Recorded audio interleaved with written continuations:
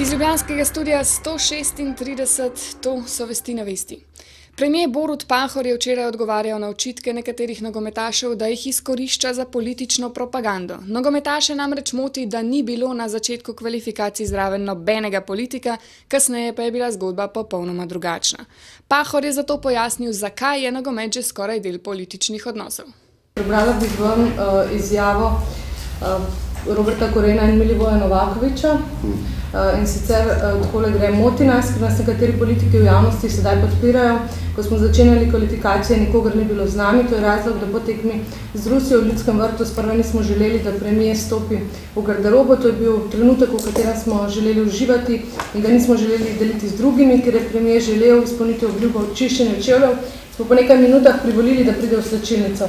Potrebno je poudariti, da reprezentanti nočemo sodelovati v politični propagandi in prosimo, da to v prihodnje upoštevate. Vaš komentar?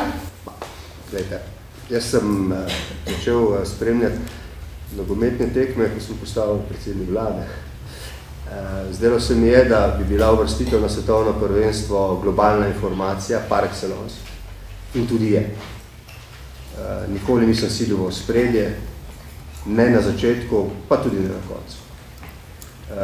Spremljal sem nogomet s srcem in, moram tudi reči, kot predsednik vlade zavedajoč se dejstva, kaj bi pomenilo, če bi se Slovenija uvrstila na svetovno nogometno prvenstvo. Mislim, tukaj ne smemo biti,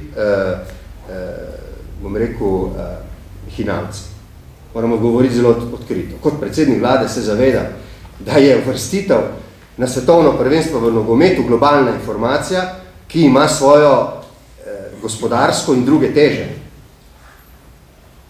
Seveda pa nisem navijal ne v Mariboru, ne v San Marinu, ne v Bratislavi, ne v Moskvi, zato, ker bi imel samo to pred očmi, ampak tudi kot večina nogometnih navdušencev, zato, da naši fanti uspejo. Se vam ne zdi, da so kritični, da je to zaušnica na nek način? Poslušajte, so what? Oni so veliki zmagovalci. So what? Kaj pa je zdaj?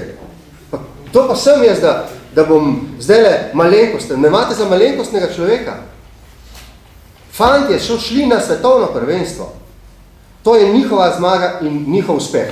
Jaz kot predsednik vlade moram pa razumeti to globalno informacijo in izkoristiti vse poslovne priložnosti, ki so nam s tem dane. Vse. To je globalna informacija. Premier je tudi ocenil delovanje svoje vlade v prvem letu mandata. S storjenim je seveda zadovoljen, v prihodnosti pa bo življenje v Sloveniji še lepše. Če le odmislimo problem povečane brezposelnosti. Takoj bi rad povedal tudi, kaj bo največji problem v prihodnjem letu.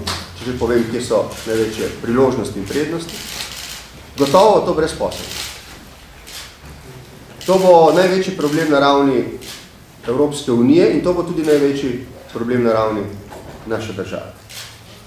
In temu problemu bomo namenili, tako kot smo mu namenili pozornost v tem letu, tudi v prihodnjem letu. In upam, da skoraj enako ali morda bolj uspešno kot v tem letu. Jaz mislim, da je ne samo dolgoročno, tudi v naslednjem letu zlasti najboljša socialna politika, razvojna politika. Če hočete, boljše en nezaposlen več na kratek rok, kot dva nezaposlena na dolgi rok. Včeraj se je začela 16-dnevna kampanja ozaveščanja o nasilju nad ženskami, ki jo je pripravilo Ministrstvo za notranje zadeve skupaj z nevladnimi organizacijami. Ministrica Katarina Kresal je tako pozvala k odgovornosti in ukrepanju, ko opazimo nasilje v družini. Vem, da načeloma ženske so pogumne, se želijo soočiti s problemom, s katerim se srečujejo, ampak zmanjka jim tista mala pomoč strani družbe, sosedov, prijateljev, ki vsak dan poslušajo, pa nič ne naredijo. Zato je skrajni čas, da nehamo samo poslušati in ukrepamo. Dvignemo slušalko in odtipkamo 113. To bo morda rešilo, da je kakšno življenje. V znak podpore kampanji pa sta Kresalova in pravosodni minister Počopovi delila informativne brošure in bele pentlje ter nagovarjala mimoidoče. Kako nagovarjala? Ti kaj tepeš koga? Danes začenjamo posebno akcijo proti nasilju v družini, katerega so žal v večini deležne ženske. Tamle boste lahko pogledal en tak simboliziran boks, kako izgleda, ko ženska hoče pobegniti izpred 4 sten, pa ne more. In še posebej bomo veseli, če se boste lahko polabentice danes za ogorne, vsaj danes nosil, to simbolizira boj proti nasilju v družini. Če ga pa slište, 113 je prava številka. Hvala lepa, da ste se ustavili. Hvala lepa. Želimo pentle in date proti nasilju na ženske.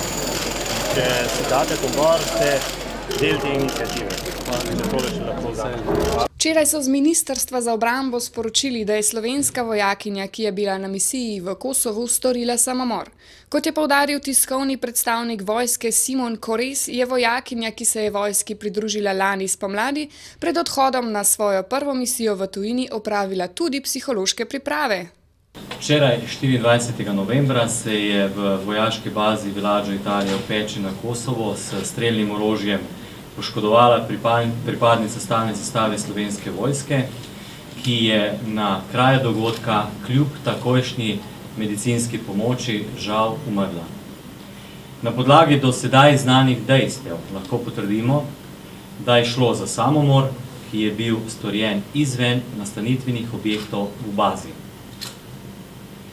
V bazi so se včeraj poslovili od pokojne z Mašo Zadušnico, ki jo je vodil slovenski vojaški kaplan. V namen slovesa od pokojne pa so v bazi odprli tudi žalno knjigo. Romana Rupar, načelnica oddelka za psihološko dejavnost na poveljstvu sil, je še pojasnila, da vojakinja ni iskala pomoči pri nikomer v vojski.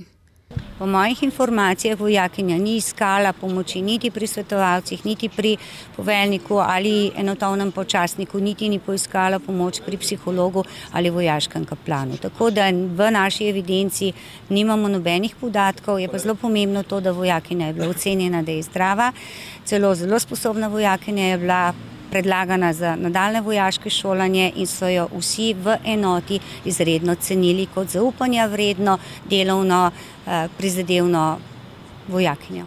O reformi študentskega dela komentar dneva Marko Kastelic.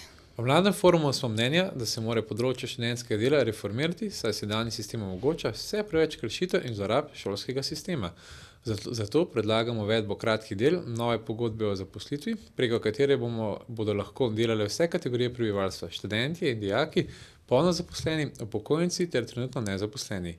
Pri kratkih delih bo delodajalec plačeval pavšalne dajatve v višini 25%, in sicer recimo pri študentih po naslednjem ključu 11% bo šlo za štipendiranje in študentske domove, 12% bo šlo za pokojninsko blagajno, 2% bo šlo za sklad, iz katerega se bodo financirale vse mladinske organizacije, torej celotna odločitev bo bila 25%. Iz naslova kratkih del bo stekla večja količina finančnih sredstev v sklad za štipendiranje in izgradnjo študentskih domov. Hkrati pa se bo odpravil tudi največji problem današnjega sistema študentskega dela, fiktivni študenti, zaradi katerih država vsako leto nameni v prazno večje količine denarja. S kratkimi deli bo potreba po fiktivnih vpisih zamrla, zato v Mladem forumu zahtevamo, da se delež denarja, ki je prej šel za financiranje študentskega statusa fiktivnim študentom, nameni za štipendije in izgradnjo študentskih domov. Slovenija, Slovenija, Slovenija. Kultura. 47. švic mikrofona bo tokrat postregel z divjo, seksi, hard rockersko zasedbo Legalo Kriminalo. Po koncertu so člani benda povedali nekaj o svoji preteklosti, sedanjosti in prihodnosti ter zakaj se nam obetajo slabši časi in boljša besedila v rock'n'rollu. Se pa definitivno piše najboljša muzika takrat, ko je jeba, sploh v teh cajtih, v recesiji. Zdaj pa dobri komadi nastane. Isto je bilo včasih, recimo v komunizmu, pa to, ko je bilo pomanjkanje, pa ko so ljudi zapirali zaradi svojih idealov, recimo takrat se je ful dobra muzika pisala. Poglejte, Pankrt, Lošina v cajtu Panka, mislim, najboljš besedila do zdaj, ne. Vmes smo imeli izobilje vsega, imeli smo, vse si lahko kupil, dobre plače so bile vse, je malo padlo vse, ne. Takrat so prišli bendi ven, ala, ne, vsi vemo kdo, pač, ne, in je bilo kar nekaj, ne. Zdaj se mi zdi, da so taki cajti, da se bo spet začela dobra muzika.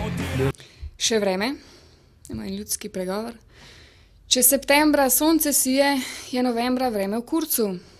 Iz ljubljanskega studia 136, to so bile Vesti na vesti. Pa lep dan še naprej.